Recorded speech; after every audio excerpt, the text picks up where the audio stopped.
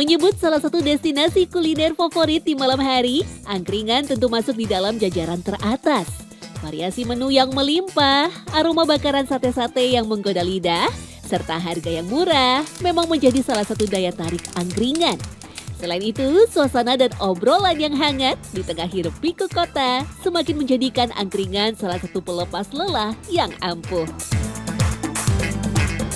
Karena angkringan tuh murah-murah gitu, terus kalau misalnya nggak punya duit kan bisa kesini. Terus di sini tuh sambelnya enak banget karena kayak ada 2 varian gitu. Yang satu sambal kayak sambal bebek, terus itu sambal pokoknya enak deh. Karena makanannya enak-enak, terus tempatnya juga lesehan, nasinya pas, rasanya juga enak. Ya, angkringan kini tak hanya bisa dinikmati warga Jogja ataupun Jawa Tengah semata. Di berbagai kota besar termasuk ibu kota, keberadaan angkringan telah menjamur di berbagai sudut.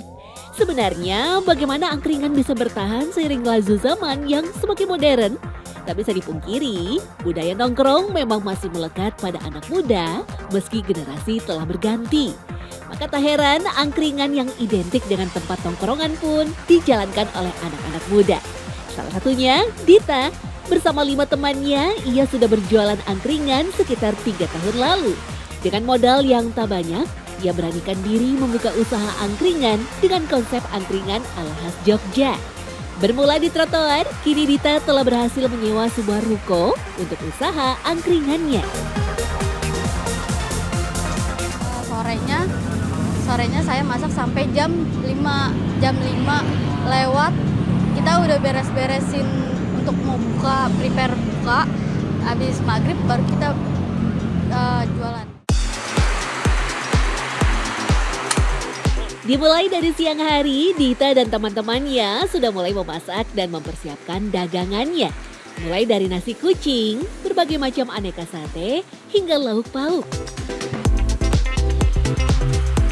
Ya, sate dengan berbagai jenis bahan memang menjadi salah satu ciri khas angkringan.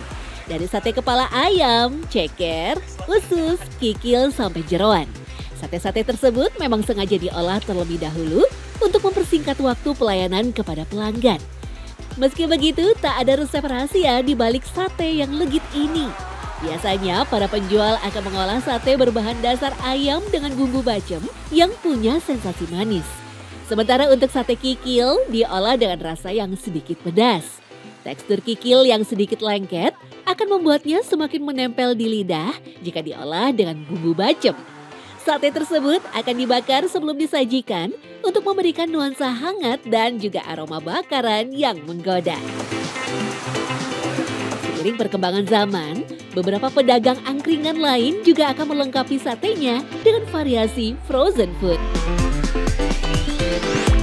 Kalau porsi paling kita pertusuk-tusukan paling ada 300-an. Kalau rame kita paling di Jumat, Sabtu, Minggu. Itu porsinya kita lebihin bang. Kadang 2 kilo, 2 kilo, 1,5 kilo. Itu kita lebihin di Jumat, Sabtu, Minggu.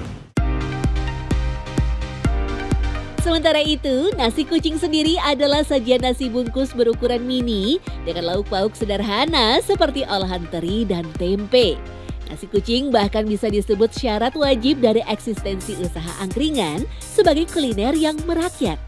Dalam sejarahnya, nasi ini dipercaya memiliki keterkaitan dengan budaya pada masa Kerajaan Mataram. Di mana ketika itu, racikan sedikit nasi dengan oseng tempe dan soun dijadikan pemberian raja bagi para abdi dalamnya. Nasi yang berbungkus daun pisang ini disebut dengan nasi tempelengan.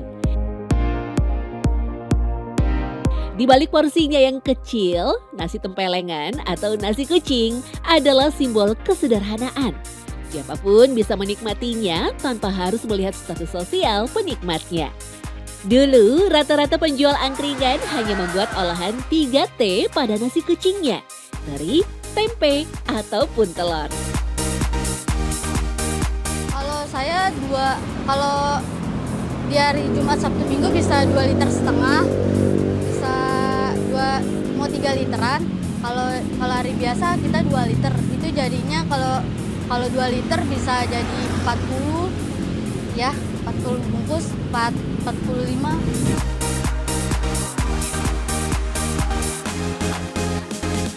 Angkringan sudah eksis sejak tahun 1950-an dan dahulunya para pedagang angkringan berjualan menggunakan pikulan yang terbuat dari bambu.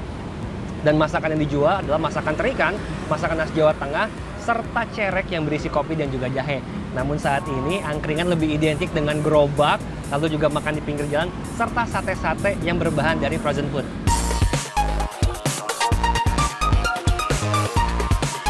Meski populer di Yogyakarta, angkringan justru pertama kali diperkenalkan oleh Karso Dikromo alias Eyang Jukut yang berasal dari Klaten, Jawa Tengah.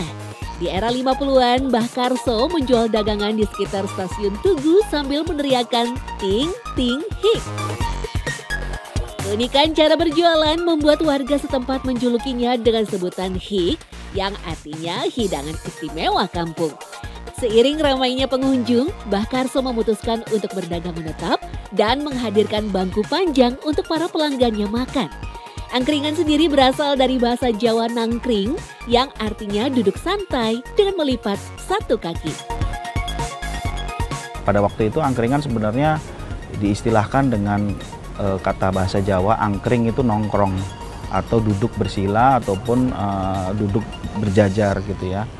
Jadi angkringan itu sebenarnya sendiri adalah semacam usaha kuliner yang tidak tetap pada waktu itu karena memang kondisi sosial politik di Jogja dan di Solo pada waktu itu memang masih dikuasai oleh pemerintah Hindia Belanda. Nah, orang-orang pribumi sendiri sebenarnya sudah banyak mengusahakan usaha-usaha kuliner yang berbasis pada pangan lokal seperti dari singkong, ketela atau ubi gitu ya, terus kemudian kacang-kacangan dan segala macam. Karena biasa dijual ketika malam hari, minumannya pun identik dengan kehangatan.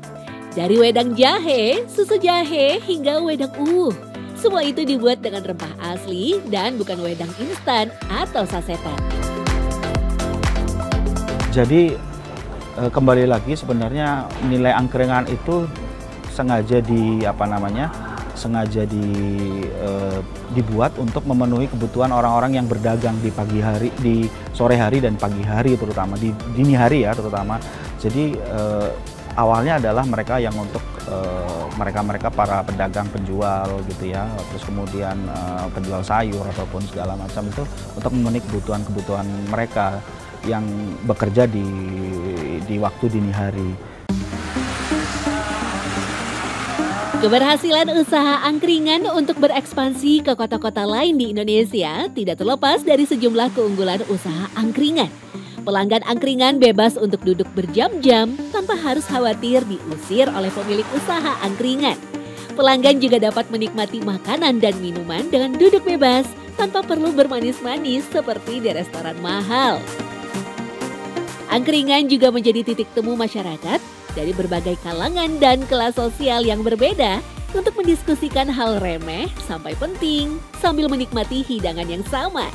Keunggulan angkringan tersebut secara tidak langsung menjadikan angkringan bertransformasi tidak hanya sebatas bisnis kuliner saja, namun sudah menjadi ruang publik dan tempat terjadinya interaksi sosial untuk kelompok masyarakat. Nah, tapi kalau kemudian sekarang itu perkembangan waktu menunjukkan angkringan ini sudah mulai bertransformasi menjadi makanan yang punya nilai ya, nilai style bagi kalangan terutama remaja gitu ya, mahasiswa gitu. Dulu juga ada sebagian untuk mahasiswa ataupun kalangan-kalangan pelajar, tapi umumnya adalah dijual di tempat-tempat pasar ataupun tempat-tempat keramaian tertentu, terminal gitu. Seperti itu. Sebagai bukti legendarisnya angkringan, Desa Ngerangan, Bayat, Klaten dicatat sebagai desa kelahiran hik atau angkringan. Pada Februari 2020, monumen angkringan yang berbentuk pikulan diresmikan di desa ini. Kemudian di tahun 2021, Kementerian Pendidikan Kebudayaan Riset dan Teknologi menetapkan angkringan sebagai warisan budaya tak benda.